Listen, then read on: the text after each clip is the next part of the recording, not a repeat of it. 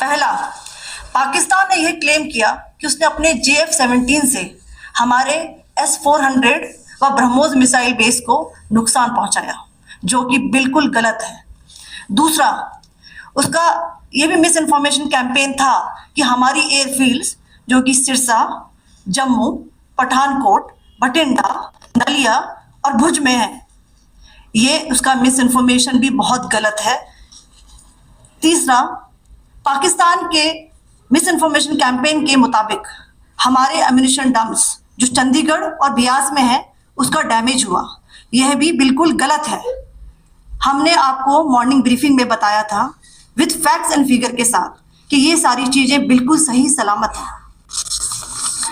अब मैं आपको बताना चाहती हूँ कि पाकिस्तान के एक प्रेस कॉन्फ्रेंस में ये बात की गई थी कि उनके सीनियर मिलिट्री ऑफिसर्स जो कि पूरी तरह से ये भ्रामक हैं और तथ्यों से दूर हैं कि पाकिस्तान की ओर से ये झूठा आरोप भी लगाया जा रहा है कि भारतीय सेना ने मस्जिदों को नुकसान पहुंचाया।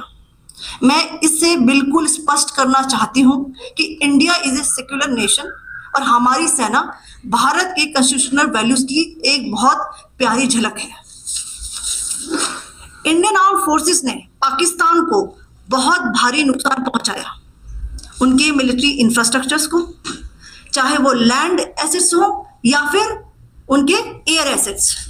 यही नहीं, इंडियन आर्म्ड फोर्सेस ने पाकिस्तान की एयरफील्ड्स स्कर्दू, जकोबाबाद, सरगोदा और बुलारी का बहुत नुकसान पहुंचाया।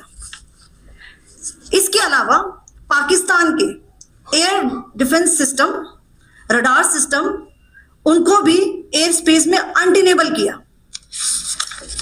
यह भी बताना चाहती हूं कि लाइन ऑफ कंट्रोल के पास पाकिस्तान के command and control, logistic installations और उनके मिलिट्री इंफ्रास्ट्रक्चर्स, मिलिट्री पर्सनल्स का इतना भारी नुकसान हुआ कि पाकिस्तान की ऑफेंसिव व डिफेंसिव कैपेबिलिटी को नष्ट कर दिया गया।